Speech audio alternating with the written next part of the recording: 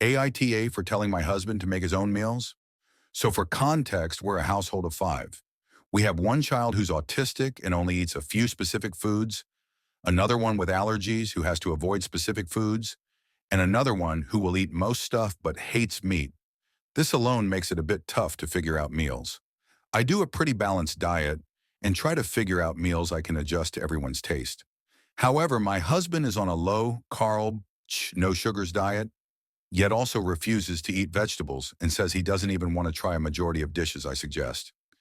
I've been trying to figure out how to make meals for us all, but he's the hardest one to cook for by far since he won't eat a majority of vegetables or hardly any starches and hates stuff like stews and curries. Lately, I've been helping set up stuff to cook for him, but haven't been actually making his meals. It'll help a little, but I stopped cooking for him fully for the most part.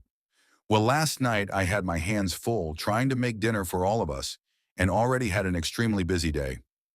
He came into the kitchen while I was making dinner and asked what I was making him because, like usual, he didn't like what I was making. I told him, I've been busy enough today, and if he doesn't like what I'm cooking, to cook his own dinner. He ended up snapping at me that he always has to cook lately since I rarely do it anymore, and any other man's wife would gladly cook for him and not make him fend for his own. I tried to explain that I would cook for him, but he never gives me any ideas of what he's actually willing to eat and turns down everything I offer, but he was having none of it. My family's on his side.